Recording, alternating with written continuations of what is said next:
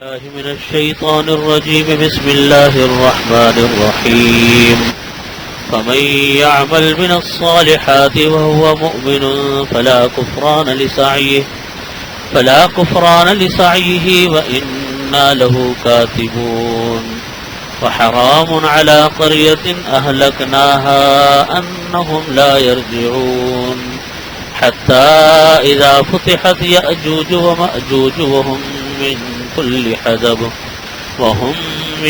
كل حدب ينسلون. واقترب الوعد الحق فإذا هي شاخصة أبصار الذين كفروا يا ويلنا قد كنا في غفلة من هذا بل كنا ظالمين. إنكم وما تعبدون من دون الله حسب جهنم أنتم لها واردون. لو كان هؤلاء آلهة ما وردوها وكل فيها خالدون. لهم فيها زفير وهم فيها لا يسمعون. إن الذين سبقت لهم منا الحسنى أولئك عنها مبعدون. صدق الله مولانا العظيم وصدق رسوله النبي الكريم ونحن على ذلك من الشاهدين والشاكرين والحمد لله رب العالمين. بزرگان محترم، برادران عزیز، سورہ انبیاء کی آیات چل رہی ہیں. یہاں تک جتنے بھی انبیاء اکرام علیہ الصلوۃ والسلام کے قصے ہوئے اور اس سورہ انبیاء میں جتنے قصے بیان فرمائے اللہ رب العزت نے، ان تمام قصوں میں اللہ رب العزت نے جو ان کا نتیجہ ہے وہ اس رکوع کے اندر اللہ رب العزت نے بیان فرمایا کہ واقعات انبیاء کرام علیہ الصلوۃ والسلام کے جو ہوتے ہیں وہ در حقیقت عبرت کے لیے ہوتے ہیں، سبق حاصل کرنے کے لیے ہوتے ہیں، اور اس بات کے لیے ہوتے ہیں کہ ان واقعات کو سامنے رکھ کر ہم اپنی عملی زندگی کے اندر کوئی مثبت تبدیلی لے کر آئیں. تو یہاں پر بھی جو اس پورے سورت کے اندر اتنی لمبی سورت چلی ہے، سورت الانبیاء 105 کے قریب سے زیادہ اس کی آیتیں ہیں، تو اس میں اللہ رب العزت نے جو واقعات بیان فرمائے جن کا حاصل اور لب لباب یہ ہے کہ توحید، رسالت اور آخرت کا عقیدہ، یہ ان پوری سورت کا خلاصہ ہے کہ توحید ہے، ایک اللہ وحدہ لا شریک پر ایمان لانا ہے، اور نبی کریم صلی اللہ علیہ وسلم اور اس کے علاوہ جتنے انبیاء کرام علیہ الصلوۃ والسلام اللہ رب العزت نے دنیا میں بھیجے وہ سب اللہ کے رسول برحق تھے. اور عقیدہ آخرت کہ آخرت برحق ہے، موت برحق ہے، قبر کا سوال جواب برحق ہے، عذاب قبر برحق ہے، جنت دوزخ برحق ہے، پل صراط پر چلنا برحق ہے، میزان عدل برحق ہے، پل صراط برحق ہے، بعد الموت، مرنے کے بعد دوبارہ اللہ رب العزت انسان کو زندہ کر کے اٹھائیں گے، وہ برحق ہے. یہ عقیدہ، یہ جو تین چیزیں ہیں جو در حقیقت خلاصے کے طور پہ اس رکوع میں اللہ رب العزت بیان فرما رہے ہیں، اور پوری سورت کے اندر جو باتیں بیان فرمائی ان کا خلاصہ ان تین صورتوں میں نکلتا ہے، تین چیزوں میں نکلتا ہے. ایک توحید پر، رسالت پر اور عقیدہ آخرت پر. یہاں اللہ رب العزت فرماتے ہیں، اللہ رب العزت نے ارشاد فرمایا فَمَن يَعْمَلْ مِنَ الصَّالِحَاتِ وَهُوَ مُؤْمِنٌ فَلَا كُفْرَانَ لِسَعْيِهِ، کہ جس انسان نے کوئی اچھا عمل کیا، کوئی نیک عمل کیا، اس انسان وہ مومن ہو، ایمان کی حالت میں دنیا سے رخصت ہوا، فلا کفران لسعیہ، تو اللہ تعالیٰ فرماتے ہیں کہ اس کی محنتوں کو ہم ضائع کرنے والے نہیں ہیں، اس کی محنت کا اجر اس کو ملے گا۔ یہ نہیں ہو سکتا کہ اللہ تعالیٰ کے لیے کوئی انسان عمل کرے، کوئی انسان کام کرے، اللہ تعالیٰ اس کی محنت کو رائگاں کر دے، ایسا نہیں ہوتا۔ دو شرطیں ہیں، انسان کا کام دین کا کام بن جاتا ہے اگر دو شرطیں پوری کی جائیں، ایک ہے اخلاص، دوسرا ہے صدق۔ اخلاص کے معنی آتے ہیں ہر کام اللہ کی رضا کے لیے ہو، ہر کام اللہ کے لیے ہو، غیر اللہ کے لیے کوئی کام نہ ہو، اس عقیدے کے ساتھ کام ہو کہ کام کرنے والی ذات وہ اللہ کی ہے، ہر چیز کے قدرت کا منبع اور مرکز وہ اللہ کی ذات ہے، اللہ کے لیے کام ہو، عبادت اللہ کے لیے، روزہ اللہ کے لیے، نماز اللہ کے لیے، ہر چیز اللہ کے لیے، تو یہ اخلاص۔ دوسری چیز ہے صدق۔ صدق کے معنی آتے ہیں کام سنت کے مطابق ہو، شریعت کے مطابق۔ اور جب کسی کام کے اندر یہ دو شرطیں پوری کر لی جائیں، اللہ رب العزت اس کام کو عبادت بنا دیتے ہیں۔ ایک ہے اخلاص اور دوسری ہے صدق۔ اخلاص کے معنی کام اللہ کی رضا کے لیے ہو، اور صدق کے معنی ہے کہ وہ کام شریعت کے مطابق ہو، شریعت سے ہٹا ہوا نہ ہو۔ بعض لوگوں میں اخلاص تو بہت ہوتا ہے لیکن طریقہ سنت کے مطابق نہیں، بعض لوگوں کا طریقہ شریعت کے مطابق ہوگا لیکن اخلاص نہیں، مقصود اللہ کی رضا نہیں، مقصود دنیا طلبی ہے، مقصود یعنی دولت ہے، عہدہ ہے۔ تو یہ فرمایا کہ وَمَن يَعْمَلْ مِنَ الصَّالِحَاتِ، جو انسان نیک کام کرتا ہے اور وہ مومن ہو، یعنی ایمان ہونے کی حالت میں رخصت ہو جائے دنیا سے، فَلَا كُفْرَانَ لِسَعْيِهِ، ہم اس کی محنت کو ضائع نہیں کرتے، وَإِنَّا لَهُ كَاتِبُونَ، اور اس کے ان نیک اعمال کو ہم لکھ کر رکھتے ہیں اپنے۔ قرآن کریم نے اسی کو فرمایا کہ فَمَن يَعْمَلْ مِثْقَالَ ذَرَّةٍ خَيْرًا يَرَهُ، کہ کوئی انسان اگر ایک ذرے کے برابر بھی نیکی کا کام کرے گا، اس کو وہ اللہ تعالیٰ کے ہاں پائے گا، دیکھے گا کہ میں نے یہ کام کیا تھا نیکی کے لیے۔ فَمَن يَعْمَلْ مِثْقَالَ ذَرَّةٍ شَرًّا يَرَهُ، کسی انسان نے اگر ایک ذرے کے برابر بھی کوئی بدی اور گناہ کا کام کیا ہوگا، اللہ کی بارگاہ میں اس کو وہ بھی نظر آئے گا۔ کوئی عمل ضائع نہیں ہوگا اللہ کے ہاں، ذرا سا بس یہ کہ یہ دو کام کر لے کوئی انسان، اخلاص ہو اور صدق ہو، پھر اللہ تعالیٰ کے ہاں ہر عمل کو اس کا بدلہ ہے، ہر عمل کا اس کا بہترین جزا ہے۔ وَحَرَامٌ عَلَىٰ قَرْيَةٍ أَهْلَكْنَاهَا أَنَّهُمْ لَا يَرْجِعُونَ، اور ہم نے منع کر دیا بستی والوں کو جن کو ہم نے ہلاک کیا، أَنَّهُمْ لَا يَرْجِعُونَ، کہ وہ یعنی ہم نے بستی والوں کے اوپر یہ بات لازم کر دی، ہم نے بستی والوں کے اوپر یہ بات ثابت کر دی جن کو ہم نے ہلاک کر دیا اپنا عذاب دے کر۔ اللہ کا جس کے اوپر عذاب نازل ہوا ان کے اوپر ہم نے یہ بات ممنوع کر دی کہ انہم لا یرجعون، کہ وہ دوبارہ پھر کر نہیں آئیں گے، یعنی دوبارہ دنیا میں نہیں لوٹیں گے، وہ دوبارہ زندہ نہیں کیے جائیں گے۔ مطلب یہ ہے کہ کوئی کتنا ہی ایک آدمی دنیا سے اگر چلا گیا، کوئی دنیا سے اگر رخصت ہو گیا، اب وہ چاہے کہ میں دنیا میں دوبارہ آ جاؤں نیک اعمال کرنے کے لیے، اب اس کی واپسی کبھی بھی نہیں ہو سکتی، اب دوبارہ دنیا میں نہیں آئے۔ یہ کام تو بڑے بڑے انبیاء اکرام علیہ الصلوۃ والسلام کے ساتھ بھی اللہ تعالیٰ نے نہیں کیا، اولیاء اکرام کے ساتھ نہیں کیا کہ ان کو دوبارہ بھیجیں۔ حدیث شریف میں آتا ہے شہید کے بارے میں کہ حدیث شریف میں اللہ تعالیٰ جب شہید سے پوچھیں گے کہ تمہاری کوئی خواہش ہے تو بتلاؤ، تو شہید یہ کہے گا کہ یا اللہ مجھ کو دنیا میں بھیج دیا جائے، اور میں اس لیے دنیا میں جانا چاہتا ہوں کہ میں دوبارہ قتل کیا جاؤں، پھر شہید ہو کر آپ کی بارگاہ میں آؤں، پھر دوبارہ قتل کیا جاؤں، پھر شہید ہو کر آپ کی بارگاہ میں آؤں، پھر دوبارہ قتل کیا جاؤں، پھر شہید ہو کر آپ کی بارگاہ میں آؤں۔ اس کو وہ عبادت اتنی لذیذ لگے گی، اتنی پیاری لگے گی کہ اس کا دل چاہے گا کہ دنیا میں اس مقصد کے لیے جاؤں گا۔ ورنہ اللہ تعالیٰ کسی کو جب اچھے حال میں پہنچا دیتے ہیں آخرت میں، وہ کبھی بھی دنیا میں آنے کے لیے تیار نہیں ہوتا۔ روایات میں آتا ہے، کتابوں میں لکھا ہے کہ ایک انسان جو دنیا کا رہنے والا ہوگا اور بڑی مزے کی زندگی گزار رہا ہوگا، جب وہ آخرت میں پہنچے گا تو اس کو اپنی دنیا کی نعمتیں بالکل ایسی معلوم ہوں گی جیسے غلاظتیں ہوتی ہیں، گندگیاں ہوتی ہیں. اتنی حقیر معلوم ہوں گی دنیا کی نعمتیں آخرت میں کہ وہ تیار ہی نہیں ہوگا دنیا میں آنے کے لیے.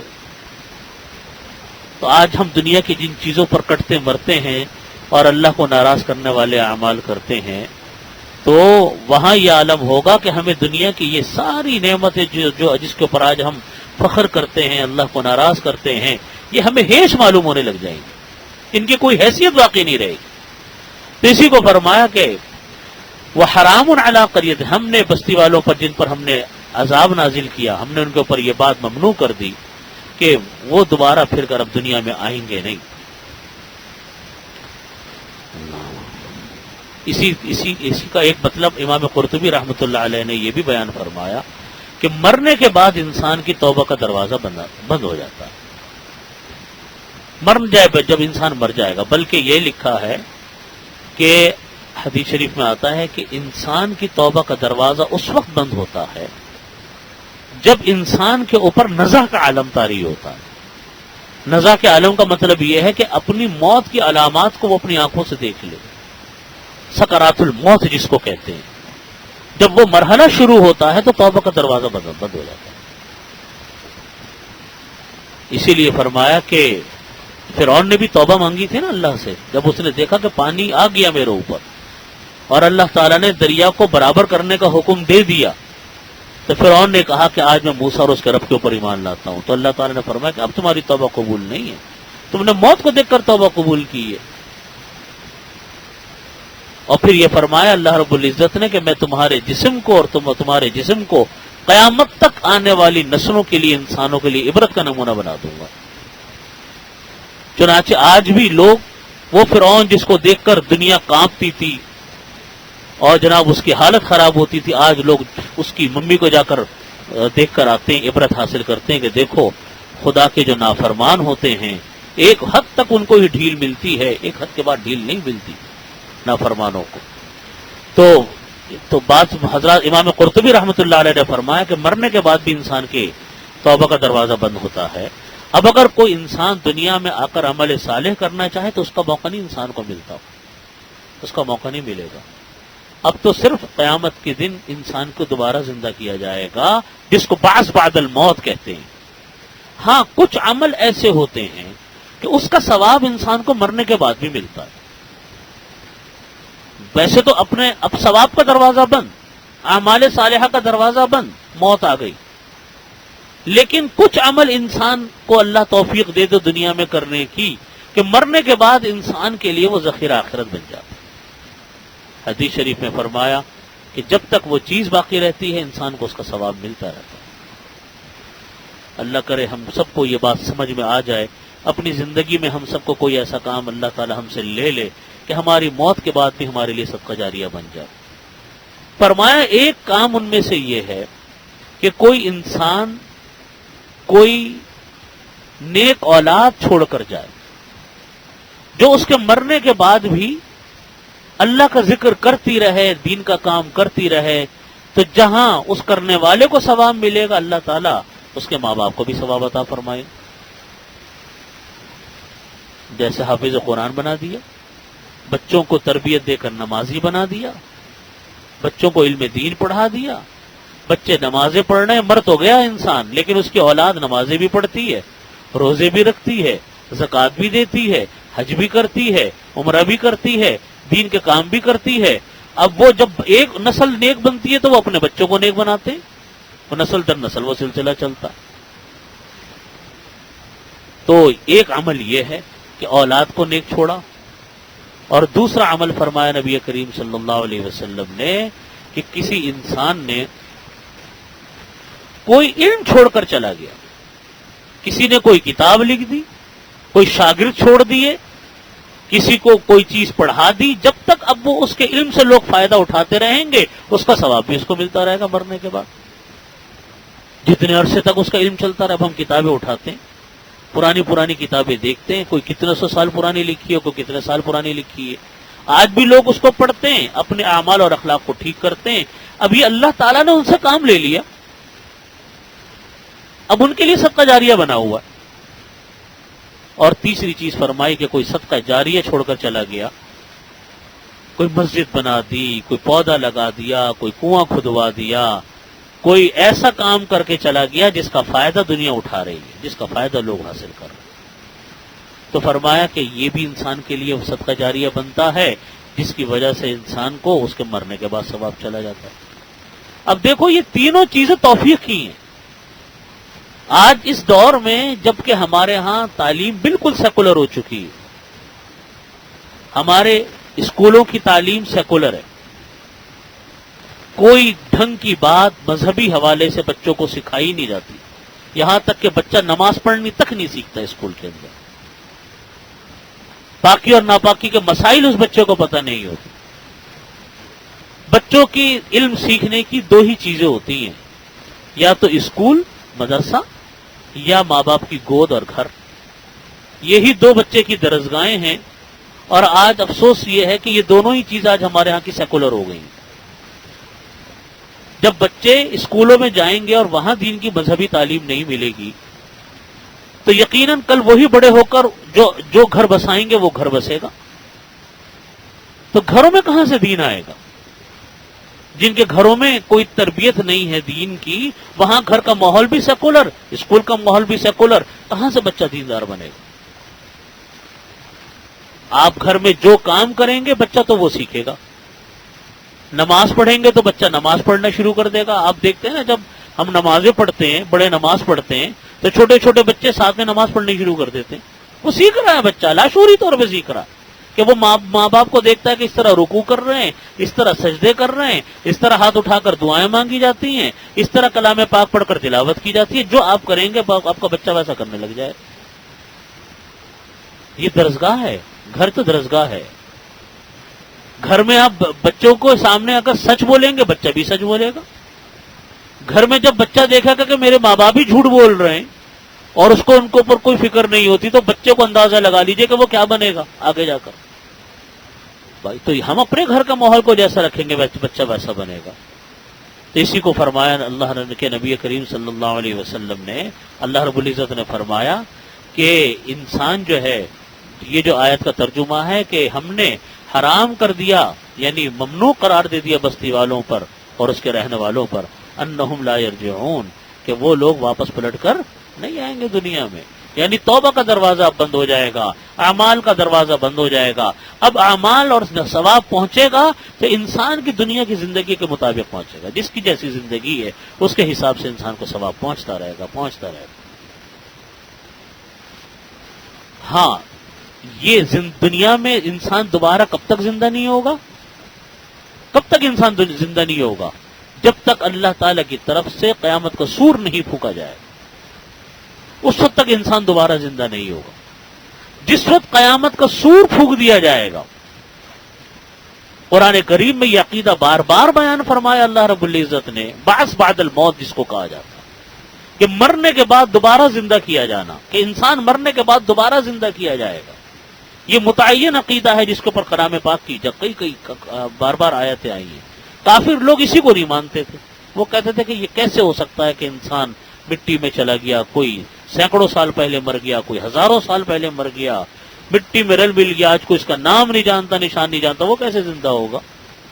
اللہ رب العزت نے بار بار یہ بات قرآن کریم میں بیان فرمائی.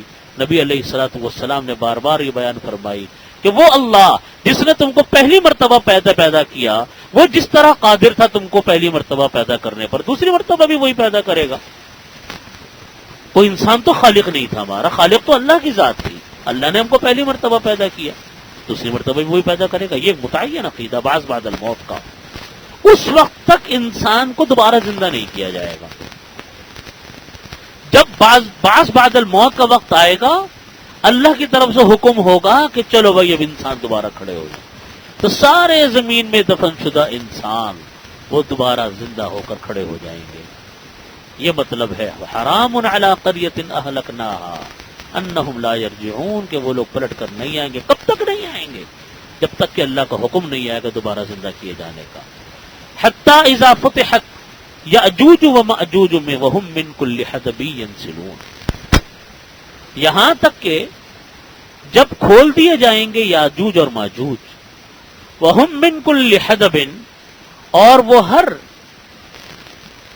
اونچائی سے، حدب کے معنی آتے ہیں بلندی سے، اور وہ یاجوج ماجوج ہر بلندی سے ینسلون پھسلتے چلے آئیں گے۔ یہ علامت بیان کی ہے انسان کو دوبارہ زندہ کیے جانے کی، کہ جب یاجوج ماجوج جب یاجوج ماجوج آئیں گے دنیا میں، اس کا مطلب یہ ہے کہ انسان کو اب زندہ کرنے کا وقت آ گیا دوبارہ، وہ انسان کو دوبارہ زندہ کیے جانے کا وقت ہوگا۔ اور وہ یاجوج ماجوج کون ہیں، وہ کہاں سے آئیں گے، اس کو بھی نبی کریم صلی اللہ علیہ وسلم نے بیان فرمایا۔ تو فرمایا کہ حتی اذا، انسان کب تک دنیا میں نہیں دوبارہ زندہ نہیں ہوگا، فرمایا کہ انسان زندہ نہیں ہوگا جب تک کہ یاجوج ماجوج کو نہیں کھولا جائے گا، اور جب یاجوج ماجوج کھلیں گے تو ایسا لگے گا کہ جیسے دور و دیوار سے، ہر اونچائی سے انسان پھسلتا ہوا آ رہا ہے، اتنی بڑی تعداد ہوگی یاجوج ماجوج۔ جب وہ آ جائیں گے، آنے کے بعد اب انسان جب وہ فتنہ گزر جائے گا، اس فتنے کے گزرنے کے بعد اب انسان کو دوبارہ زندہ کیے جانے کا وقت قریب آ جائے گا، یعنی اس کے بعد اب قیامت آئے گی، قیامت آنے کے بعد دنیا ختم ہو جائے گی، دنیا ختم ہونے کے بعد اب انسان دوبارہ زندہ کیا جائے گا۔ چنانچہ روایات کے اندر آتا ہے کہ یاجوج ماجوج کون لوگ ہوں گے۔ حدیث شریف میں نبی کریم صلی اللہ علیہ وسلم نے اس کی بڑی تشریح بیان فرمائی۔ نبی کریم صلی اللہ علیہ وسلم نے فرمایا کہ جب قیامت قریب آئے گی، قیامت کے قریب ہونے کا زمانہ آئے گا، تو اللہ رب العزت حضرت مہدی علیہ الصلوۃ والسلام کو دنیا میں بھیجیں گے۔ حضرت مہدی علیہ السلام آئیں گے،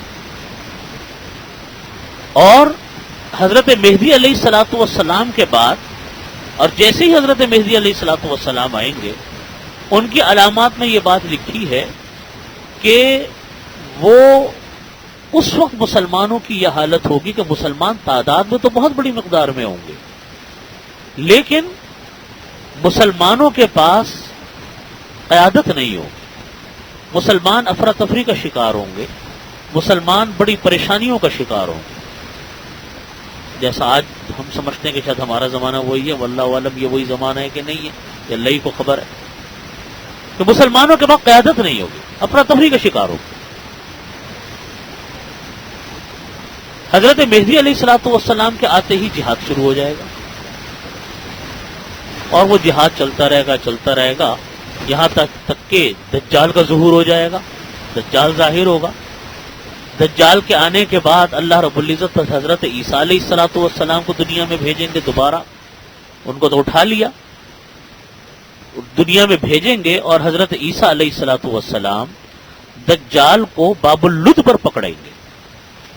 باب اللد اس وقت بھی اسرائیل کے ایک بستی کا نام ہے، اور وہاں پر اب ایئرپورٹ بنا ہوا ہے اسرائیل کا، اس کا نام ہے باب اللد۔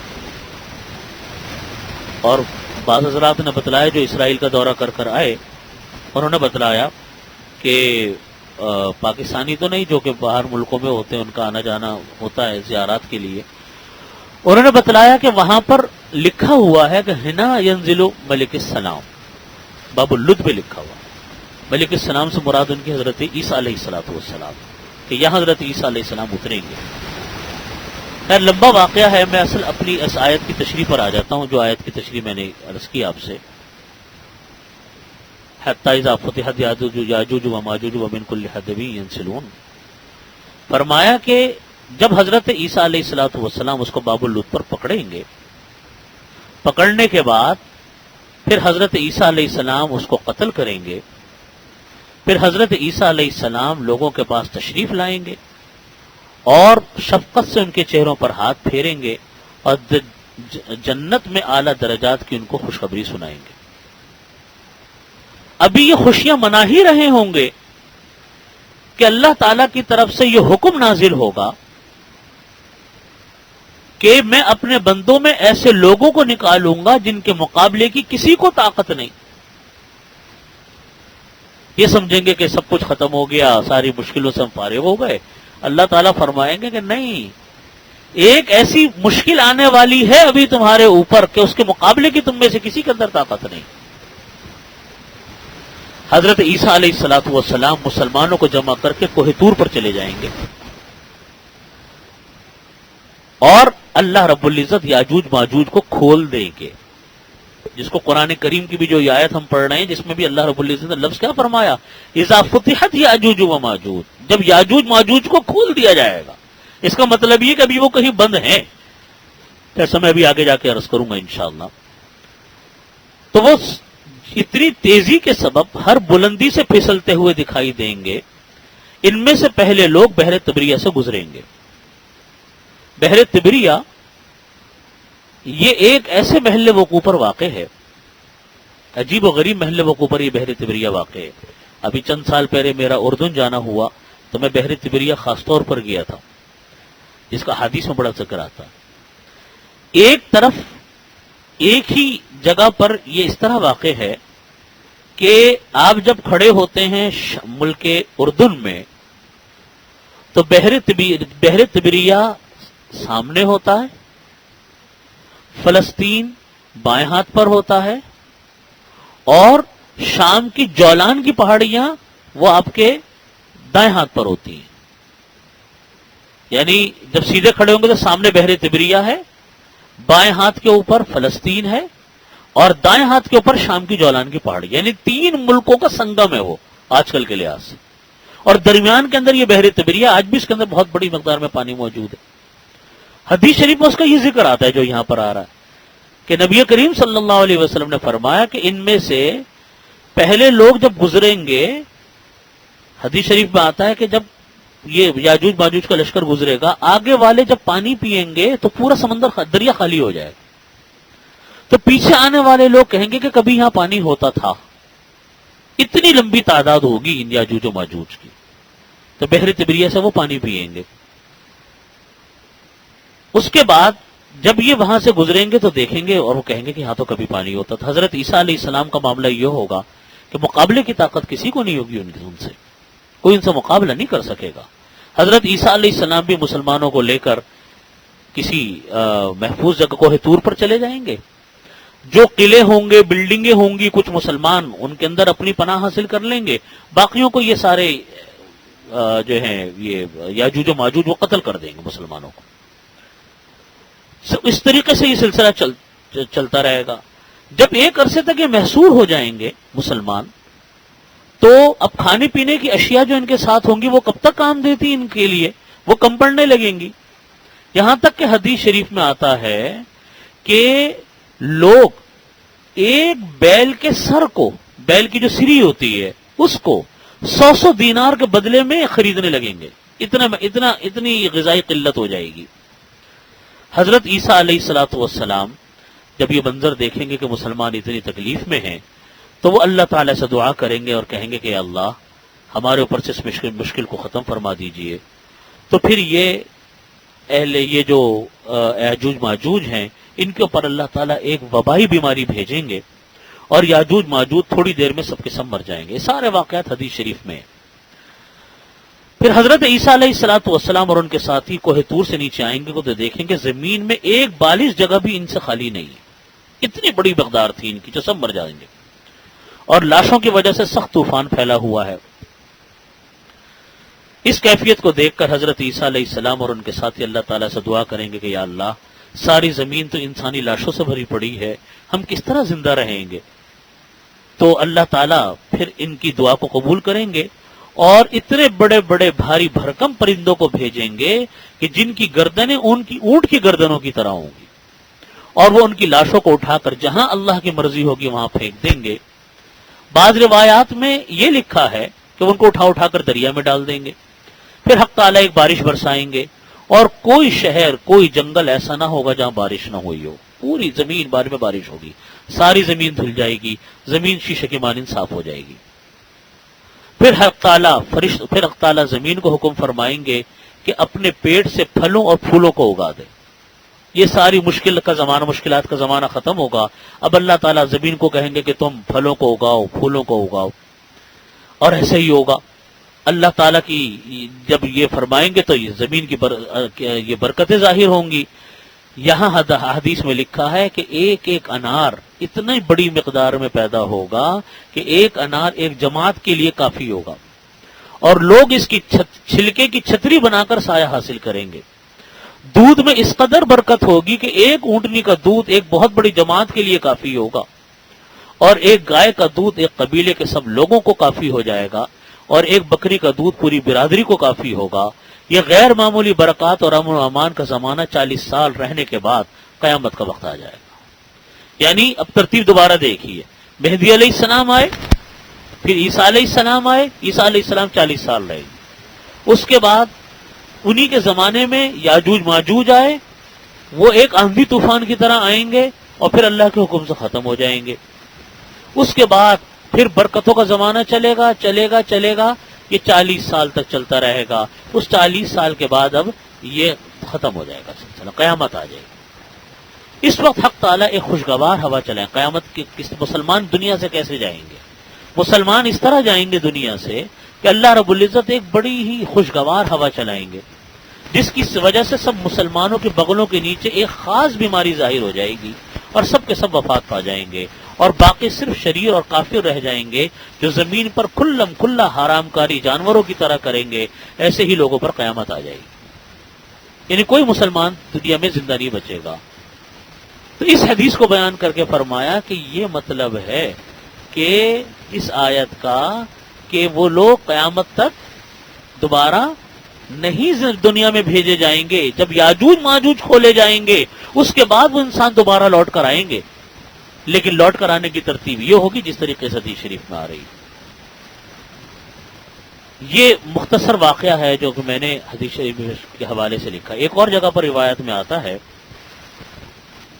کہ دجال کا جو واقعہ ہوگا یہ بھی عجیب و غریب ہی ہوگا، جس سے پناہ مانگی نبی کریم صلی اللہ علیہ وسلم نے. حضرت ابو سعید خدری رضی اللہ عنہ کی روایت میں یہ اضافہ بھی ہے کہ دجال مدینہ منورہ سے دور رہے گا، اور مدینہ کے راستوں پر بھی اس کا آنا ممکن نہ ہوگا. تو وہ مدینہ کے قریب ایک شور زمین کی طرف جائے گا. اس وقت ایک آدمی دجال کے پاس آئے گا، وہ اس وقت اس زمانے کا بہترین لوگوں میں سے ہوگا، اور اس کو خطاب کر کے کہے گا کہ میں یقین سے کہتا ہوں کہ تو وہی دجال ہے جس کی ہمیں رسول اللہ صلی اللہ علیہ وسلم نے خبر دی تھی. یہ سن کر دجال کہنے لگے گا، اپنے لوگوں سے مخاطب ہو کر کہے گا کہ لوگوں مجھے یہ بتلاؤ، اگر میں اس آدمی کو قتل کر دوں اور پھر اسے زندہ کر دوں تو میرے خدا ہونے میں شک کرو گے؟ وہ جواب دیں گے کہ نہیں. چنانچہ وہ اس آدمی کو قتل کرے گا اور پھر اس کو دوبارہ زندہ کرے گا. یہ ایک فتنہ ہوگا کہ وہ دوبارہ زندہ کرے گا. یہاں پر حضرات محدثین نے لکھا ہے کہ یا تو اس کا زندہ کرنا اللہ تعالیٰ اس کو قوت دے دیں گے تاکہ لوگوں کو آزمائے، اور بعض حضرات نے فرمایا کہ نہیں، وہ جنات اس کے ساتھ ہوں گے جو اس جیسے انسان کی صورت دھار لیں گے. آدمی تو وہ مر چکا ہوگا جس کو یہ مارے گا. یہ بعض جگہوں پر آتا ہے کہ مردوں کو زندہ کرے گا، حقیقت میں مردے زندہ نہیں ہوں گے بلکہ اس کی جگہ کے اوپر جنات اس جیسا روپ دھار لیں گے. تو خلاصہ یہ کہ وہ اس کو زندہ کر دے گا. تو دجال کہے گا مجھے تیری جان، تو وہ آدمی کہے گا دجال سے اب مجھے تیرے دجال ہونے کا پہلے سے زیادہ یقین ہو گیا. دجال اس کو دوبارہ قتل کرنے کا ارادہ کرے گا لیکن وہ اس پر قادر نہیں ہو سکے گا. ایک اور روایت میں آتا ہے، اس سے فرماتے ہیں کہ اس سے اندازہ ہوتا ہے کہ یاجوج ماجوج کی مقدار کتنی زیادہ ہوگی کہ حضرت ابو سعید خدری رضی اللہ عنہ سے روایت ہے کہ رسول اللہ صلی اللہ علیہ وسلم نے فرمایا کہ قیامت کے روز اللہ تعالی حضرت آدم علیہ السلام سے فرمائیں گے کہ آپ اپنی اولاد میں سے بعض فی النار یعنی جہنمی لوگوں کو اٹھائیں. وہ عرض کریں گے کہ اے رب وہ کون ہے جہنمی لوگ؟ تو حکم ہوگا کہ 1000 میں سے 999 جہنمی ہے. صحابہ کرام صرف ایک جنتی ہے. صحابہ کرام سہم گئے کہ یا اللہ جب اتنی بڑی مقدار جہنمیوں کی ہوگی تو ہم کہاں جائیں گے؟ اور دریافت کیا کہ یا رسول اللہ ہم میں سے وہ ایک جنتی کون سا ہوگا؟ تو آپ نے فرمایا غم نہ کرو، پریشان مت ہو، کیونکہ یہ 999 جہنمی تم میں سے ایک اور یاجوج ماجوج میں سے 1000 کی نسبت ہوگی. یعنی 1000 میں سے ایک آدمی تم میں کا ہوگا، 999 یاجوج ماجوج کے ہوں گے. اتنی بڑی مقدار ہوگی ان کی. مستدرک حاکم حضرت عبداللہ ابن عمر رضی اللہ عنہما سے روایت ہے کہ رسول اللہ صلی اللہ علیہ وسلم نے فرمایا کہ اللہ تعالیٰ نے تمام انسانوں کے 10 حصے کیے، ان میں سے 9 حصے یاجوج ماجوج کے ہیں اور باقی ایک حصہ میں باقی ساری دنیا کے انسان ہیں. خلاصہ کلام یہ ہے، بات کا حاصل یہ ہے کہ یہ جو حدیث شریف میں آتا ہے، ایک اور حدیث شریف میں آپ کے سامنے پڑھ لوں. حضرت ابو سعید خدری رضی اللہ عنہ سے روایت کیا ہے کہ رسول اللہ صلی اللہ علیہ وسلم نے فرمایا کہ بیت اللہ کا حج و عمرہ خروج یاجوج ماجوج کے بعد بھی جاری رہے گا. یعنی یاجوج ماجوج جب دنیا میں آ جائیں گے اس کے بعد بھی بیت اللہ شریف کا حج اور عمرہ چلتا رہے گا، وہ بند نہیں ہوگا. تو یہ مطلب ہے اس آیت کا جو میں نے آپ کے سامنے تلاوت کی تھی اور آپ کے سامنے میں نے یہ آیت پڑھی کہ حتی اذا فتحت یاجوج و ماجوج. میں دوبارہ ترجمہ کرتا ہوں آیت کا کہ وحرام علی قریۃ اہلکناھا، اور اللہ تعالیٰ نے منع کر دیا بستی والوں پر جن کو کہ اللہ نے اپنا عذاب دے کر ہلاک کیا ہے، انہم لا یرجعون، کہ وہ دنیا میں لوٹ کر دوبارہ کبھی بھی نہیں آئیں گے. حتی یہاں تک کہ جب کھول دیا جائے گا یاجوج ماجوج کو، وہم من کل حدب ینسلون، اور وہ یاجوج ماجوج ہر اونچائی پہ سے اتنی تیزی کے ساتھ آ رہے ہوں گے ایسا لگ رہا ہوگا کہ پھسل رہے ہیں. واقتربت البعث الحق فاذا هي شاخصة ابصار الذين كفروا یا ویلنا قد كنا في غفلة من هذا بل كنا ظالمین. فرمایا کہ اللہ کا وعدہ سچا ہے، قریب آ گیا وعدہ اللہ کا. واقترب الوعد الحق، اللہ کا وعدہ قریب آ گیا. فاذا هي شاخصة ابصار الذين كفروا، جو لوگ کافر ہیں، یعنی اللہ کا وعدہ نزدیک آنے کا مطلب یہ کہ لوگ یہ کہتے تھے کہ آخر قیامت کیوں نہیں آتی. آخر اللہ تعالیٰ فرماتے ہیں کہ اللہ تعالیٰ حساب کتاب کریں گے، کافروں کو پکڑیں گے، قیامت آئے گی، جنت ہوگی، دوزخ ہوگی. یہ کب ہوگا؟ اللہ تعالیٰ فرماتے ہیں کہ یہ چیز اپنے وقت پر ہوگا، اپنے وقت سے پہلے نہیں ہوگا. اس کو فرمایا کہ اللہ کا وعدہ جو سچا ہے وہ قریب آ گیا.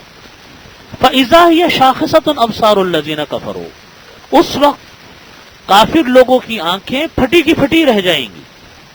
یا وہ لوگ دنیا میں جو اللہ کے احکامات کو مانتے نہیں، اللہ کو احکامات کو پورا کرنے کی کوشش نہیں کرتے، وہ بھی یہ سمجھتے ہیں کہ بس سب کچھ ایک کہنے کی ایک باتیں ہیں، جو لوگ کہتے ہیں، علماء کہتے ہیں، سب کہنے کی باتیں، ہوگا کچھ بھی نہیں. تو فرماتے ہیں کہ ایسے وقت میں ان ایسے لوگوں کی، انسانوں کی آنکھیں پھٹی کی پھٹی رہ جائیں گی، اور وہ یہ جب دیکھیں گے کہ اپنی قیامت قریب آ رہی ہے. دیکھو قیامت کا ایک تو قیامت وہ ہے تو قرآن اور حدیث کی اصطلاح میں استعمال ہوئی ہے جب اللہ تعالیٰ ساری دنیا کو ختم فرمائیں گے. بعض علماء نے فرمایا کہ ہر انسان کی قیامت وہ ہے جو اس کی موت ہے. ہر انسان کی قیامت وہ ہے.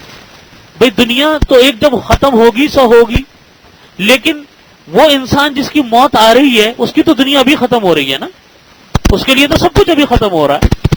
تو بعض لوگوں نے فرمایا کہ ہر انسان کی موت، ہر انسان کی قیامت اس کی موت ہے، جس کی موت آ جائے.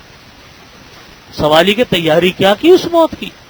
سوال یہ کہ ہم نے ساری دنیا کی تیاریوں میں لگے ہوئے ہیں، ہر چیز کا انتظام ہو رہا ہے، انتظام نہیں ہو رہا ہے تو اپنی موت کا انتظام نہیں ہو رہا، اپنی موت کی فکر نہیں ہو رہی. تو فرمایا کہ یا ویلنا، اس وقت یہ انسان کہیں گے ہائے کم بختی، ہائے افسوس، قد کنا فی غفلۃ من ھذا، ہم لوگ بہت ہی بے خبری میں تھے، ہم لوگ بہت ہی غفلت میں تھے. قد کنا فی غفلۃ من ھذا، ہم لوگ اس موت کے معاملے سے اور اس قیامت کے معاملات سے ہم بہت غفلت میں تھے. بل کنا ظالمین، ہاں بلکہ ہم لوگ تو ظالم تھے، ہم اپنے اوپر ظلم کرنے والے ہیں.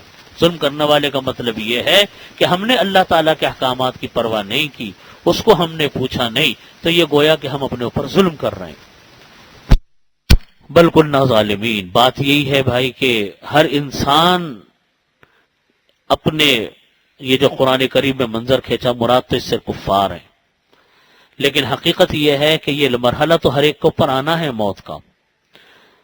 کل نفس ذائقۃ الموت، حدیث شریف قرآن کریم میں اللہ رب العزت نے فرمایا کہ ہر انسان کی موت آنی ہے، وہ تو آ کر رہے گی. کس کا کون سا وقت ہے، کس کی موت کب آئے گی، اللہ کے علاوہ کسی کو خبر نہیں، یہ صرف پتہ اللہ کو ہے. لیکن سوال یہ ہے کہ ہم میں سے ہر شخص نے موت کی تیاری کی کیا تیاری ہے؟ یاد رکھیے موت کی تیاری یہ ہے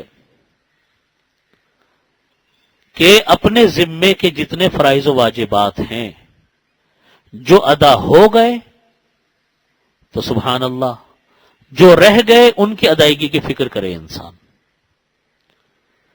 فرائض میں نماز، روزہ، حج، زکوٰۃ۔ نماز روزانہ کی فرض ہے، زکوٰۃ سال میں ایک مرتبہ صاحب نصاب پر فرض ہے، حج بھی صاحب نصاب پر زندگی میں ایک مرتبہ فرض ہے، روزہ بھی سال میں ایک مرتبہ آتا ہے۔ جتنے ہو گئے اس پر اللہ کا شکر کریں اور دعا کریں کہ اللہ تعالیٰ اس کو قبول فرمائے، اور کسی کے اگر رہ گئے تو موت سے پہلے پہلے ان کی ادائیگی کی فکر شروع کر دے کہ ان کی قضا کسی طرح نمٹ جائے ہماری۔ یہ ہے موت کی تیاری جو ہم میں سے ہر شخص کو کرنی چاہیے، کوئی اس سے مستثنا نہیں۔ ہر شخص کو اپنی فکر سب سے پہلی کرنی چاہیے اور اپنے بچوں کو اس کی تاکید کرنی چاہیے تاکہ بچے ابھی سے نمازی بنے، ابھی سے روزے دار بنے، ابھی سے تلاوت کرنے والے بنے، نیک بنے۔ اور حقوق العباد میں جس کا کوئی کسر رہ گئی ہے اس کی فکر کریں کہ کسی کا کوئی حق مارا، کسی کا کوئی مال ہمارے ذمے میں رہ گیا، کسی کا کوئی قرضہ ہمارے ذمے میں رہ گیا، کسی نے میراث تقسیم نہیں کی۔ ہمارے ہاں یہ بڑا عام مرض ہے کہ میراثیں تقسیم نہیں کرتے۔ کوئی ایک آدمی ساری میراث کے اوپر قابض ہو کے بیٹھ جاتا ہے، سارے بہن بھائی تڑپتے رہ جائیں گے، کوئی کہے گا کوئی نہیں کہے گا، لیکن کوئی میراث تقسیم نہیں کرتا شریعت کے مطابق۔ اس کی فکر کریں، کسی کا کوئی ایک روپیہ بھی باقی رہ گیا وہ اللہ کے ہاں باقی اور سالم ہے، اس کا حساب دینا ہے۔ آخرت میں حساب روپے پیسے سے نہیں ہوگا، آخرت میں تو حساب اعمال سے ہوگا، اعمال جائیں گے انسان کے پلو سے، یہ حساب ہوگا۔ آج ہم لوگ اس بات کی طرف بہت کم توجہ کرتے ہیں، ہم یہ تو سمجھتے ہیں کہ نماز، روزہ، حج، زکوٰۃ دین ہے، لیکن کسی کے حقوق کی ادائیگی، کسی کے ساتھ دھوکے بازی کرنا، کسی کے ساتھ جھوٹ بولنا، کسی کا حق مارنا، اس کو آج ہم دین کا حصہ نہیں سمجھتے کہ جس طرح دل چاہے پیسہ کما لو تو پیسہ کما لو۔ یہ ایک کانسیپٹ بنا ہوا ہے ہمارے ہاں، پیسہ کماؤ جس طریقے سے کماؤ، کوئی شریعت کی پابندی نہیں۔ یاد رکھیے حرام پیسہ انسان کے لیے کبھی فلاح نہیں لے کر آتا، کبھی کامیابیاں نہیں لے کر آتا، تباہی و بربادی لے کر آتا۔ تو موت کی تیاری یہ ہے کہ وہ اپنے مرنے سے پہلے کسی کا کوئی حق باقی ہے، کسی کا کوئی مال باقی ہے، اس کی ادائیگی کی مرنے سے پہلے پہلے فکر کرے۔ حدیث شریف میں نبی کریم صلی اللہ علیہ وسلم نے فرمایا یغفر للشہید کل ذنب الا الدین او کما قال صلی اللہ علیہ وسلم، کہ شہید کی مغفرت کر دی جاتی ہے ہر گناہ سے، لیکن قرضہ وہ شہید کا بھی معاف نہیں ہوتا، شہید کا قرضہ معاف نہیں ہوتا۔ اس کا مطلب یہ ہے، حضرات مفسرین لکھتے ہیں، محدثین لکھتے ہیں کہ حقوق العباد میں کوئی کوتاہی رہ جائے یہ معاف ہونے والے نہیں ہیں۔ یہ جو ہم فضائل پڑھتے ہیں نا کہ ہم نے مسجد کی طرف آئے، ایک قدم اٹھایا تو ایک نیکی ملی، وضو کیے تو گناہ دھل گئے، جمعے کا غسل کیا تو گناہ دھل گئے، حج کیا تو گناہوں سے ایسے پاک صاف ہو گئے جیسا آج ہی بچہ پیدا ہوا ہے، یہ ساری باتیں اپنی جگہ پر ہیں، لیکن اس کا یہ مطلب نہیں ہے کہ نماز، روزہ، حج، زکوٰۃ بھی معاف ہو گئے آپ کے اوپر سے جو آپ نے نہیں پڑھے۔ نہ اس کا یہ مطلب ہے کہ کسی کا کوئی مال آپ کے ذمے میں باقی رہ گیا وہ بھی معاف ہو گیا، یہ کبھی اس کا مطلب نہ سمجھیے گا۔ ان سب فضائل کا مطلب ہوتا ہے کہ جو گناہ صغیرہ ہوتے ہیں وہ معاف ہو جاتے ہیں، گناہ کبیرہ معاف نہیں ہوتے، فرائض و واجبات اور حقوق معاف نہیں ہوتے ان چیزوں سے۔ اگر ان چیزوں سے یہ معاف ہونے لگتے تو پھر یہ چیزیں فرضی کیوں ہوتی؟ یہ اپنی جگہ پر اٹل رہیں گی۔ نماز کی ایک اہمیت ہے، حج کی ایک اہمیت ہے، روزے کی ایک اہمیت ہے، زکوٰۃ کی ایک اہمیت ہے، یہ فرائض ہے۔ کسی کا کوئی حق مارا ہوا ہے وہ حق ضرور لے کر رہے گا وہ آدمی اللہ کی بارگاہ میں جس کا وہ حق تھا۔ حدیث شریف میں نبی کریم صلی اللہ علیہ وسلم نے فرمایا کہ معلوم ہے کہ مسکین کس کو کہتے ہیں؟ صحابہ کرام نے کہا رسول اللہ وہی کہتے ہیں جس کے پاس روپیہ پیسہ نہ ہو۔ آپ نے فرمایا کہ نہیں، مسکین کہتے ہیں اس انسان کو جو اللہ کی بارگاہ میں نیکیوں کے انبار لے کر آئے گا اور گناہوں کے انبار لے کر جائے گا.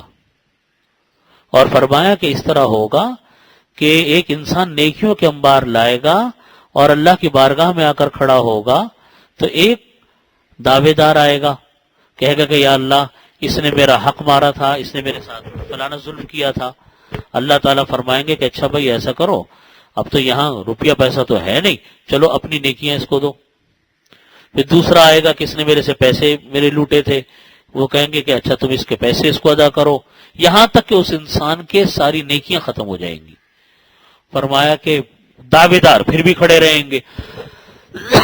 تو فرمائیں گے اللہ رب العزت کہ اچھا چلو ان دعوے داروں کو سے کہا جائے گا تم گناہ اس کے کھاتے میں اپنے ڈالو، اپنے گناہ اس کے کھاتوں میں ڈالو.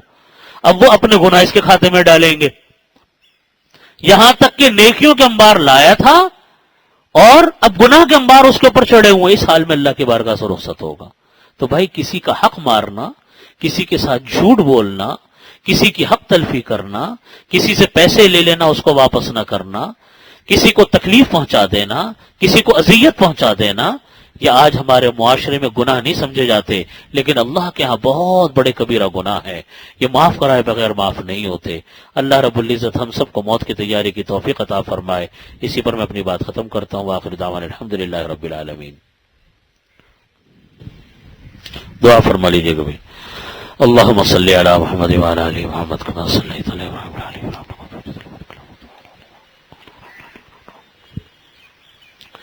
ربنا ظلمنا انفسنا فإن لم تغفر لنا وترحمنا لنكونن من الخاسرين. اللهم احسن عاقبتنا في الامور كلها واجرنا من خزي الدنيا وعذاب الاخره. اللهم انا نجعلك في نحورهم ونعوذ بك من شرورهم. اللهم انا نسألك الهدى والتقى والعفاف والغنى. یا اللہ ہمارے تمام گناہوں کو معاف فرما. یا اللہ ہمارے تمام صغیرہ کبیرہ گناہوں کی مغفرت فرما.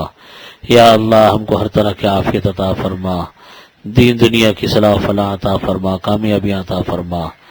یا اللہ اللہم انا نسألک من رضاک والجنہ ونعوذ بک من سخطک والنار.